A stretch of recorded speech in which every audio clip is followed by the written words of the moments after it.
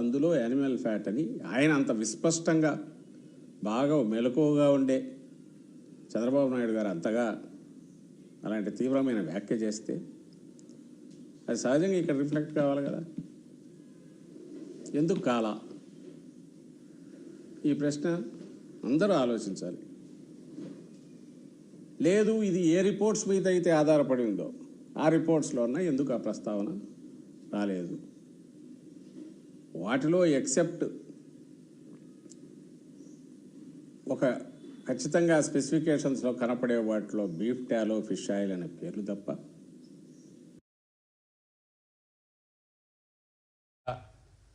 ఆ రిపోర్ట్స్లో కొన్ని టెస్ట్ చేసి చూసాం, సైంటిస్టులతో మాట్లాడాం, అలాగే కొన్ని కంపేర్ చేసి చూసాం. ఇది కూడా లేమేన్ అంటే మనలాంటి వాళ్ళందరికీ కూడా తెలిసేది. మిల్క్ ఫ్యాటే ఇంకా బేసిస్, అది 99.5% ఉండాలనేది టీటీడీ స్టిపులేషన్. మిల్క్ ఫ్యాట్కి సంబంధించి నేను చేసింది ఏదంటే, ఏదైతే షోకాజ్ నోటీసు రిజైండర్లో మెన్షన్ చేశారో, రిపోర్ట్స్ జత పెట్టారు, అటాచ్ చేశారు, ఆ రిపోర్ట్స్లో ఉన్న మిల్క్ ఫ్యాట్ అది తీసి టాలీ చేసి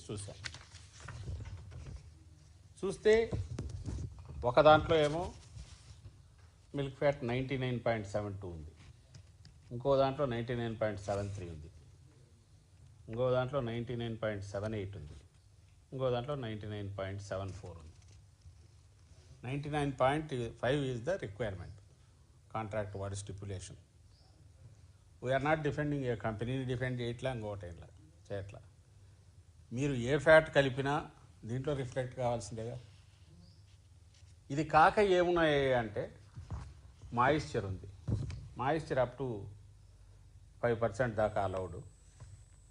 ఓ దాంట్లో 0.27 ఉంది, ఓ దాంట్లో 0.26, ఒక దాంట్లో మాయిశ్చర్ వచ్చి 1.4 ఉంది, ఒక దాంట్లో 1.2 ఉంది, ఒక దాంట్లో 1.0 ఉంది, ఒక దాంట్లో 1.2 ఉంది. ఇవి మాయిశ్చర్. ఇది మిల్క్ ఫ్యాట్. టోటల్ కలిపితే మీకు వచ్చేది ఎంత అంటే, మిగులు ఆ రెండు కలపగా 100% అంటే టోటల్ వస్తుంది. 100%లో అంటే 0.27 ఒక దాంట్లో వస్తుంది, 0.28 ఒక దాంట్లో వస్తుంది, 0.21 ఒక దాంట్లో వస్తుంది, ఇంకో 0.25 ఒక దాంట్లో వస్తుంది. అంటే 100% అనుకుంటే, ఒక 100 కేజీలు తీసుకుంటే 270 గ్రాములు కల్తీ. 100 కేజీలకు నేను అంటున్నది 260 గ్రాములు ఒక దాంట్లో, 219 గ్రాములు ఒక దాంట్లో, 258 గ్రాములు ఒక దాంట్లో కల్తీ ఉండే అవకాశం ఉన్నట్టు దీంట్లో ఎక్స్ప్రెస్ అవుతుంది.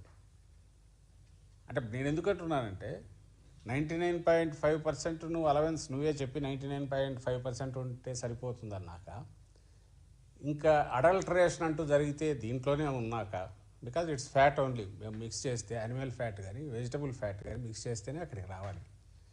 మిల్క్ ఫ్యాట్ ప్యూర్ 99.5 కంటే ఎక్కువ ఉన్నాక where is the question of adulteration of animal fat అనే క్వశ్చన్ వస్తుంది. మరి వాళ్ళు ఆలోచించాలి కదా. ఇది లేమన్గా కామన్ సెన్స్తో అడిగేదే. సైంటిస్ట్ని అడిగితే వాళ్ళు కన్ఫర్మ్ చేస్తున్నారు. అయితే అందరికీ అర్థమయ్యేది కాబట్టి ఇది తీసుకున్నా ఫస్ట్. రెండవది, ఈరోజు ఏదో గూగుల్లో చూస్తుంటే, ఇది కన్జ్యూమర్ వాయిస్ అని ఒక మ్యాగజైన్, February 2023. ఐ థింక్ ఇది నాకు మినిస్ట్రీ ఆఫ్ కన్జ్యూమర్ అఫైర్స్లో వాళ్ళ వెబ్సైట్లో ఉంది కాబట్టి మేబీ బాగా వెల్ అక్నాలెడ్జ్డ్ అనుకుంటా. I think ministry of consumer affairs కూడా దీన్ని రికగ్నైజ్ చేసినట్టుంది. వీళ్ళ పని కన్జ్యూమర్ ప్రొటెక్షను, అవేర్నెస్ పెంచడము, దాంతోపాటు టెస్టులు కూడా చేస్తుంటారు. దీంట్లో వీళ్ళు కొన్ని బ్రాండ్స్ తీసి చేశారు. ఈ బ్రాండ్స్ వచ్చి వేర్కా, ఆనంద, గోవర్ధన్, విటా, అమూల్, బ్రిటానియా, మదర్ డైరీ, పరాస్, హెల్త్వేస్, పతంజలి, మిల్క్ ఫుడ్, ఈ బ్రాండ్స్ తీసి చేశారు. చేసి వీళ్ళు కొన్ని గ్రేడ్స్ ఇచ్చారు.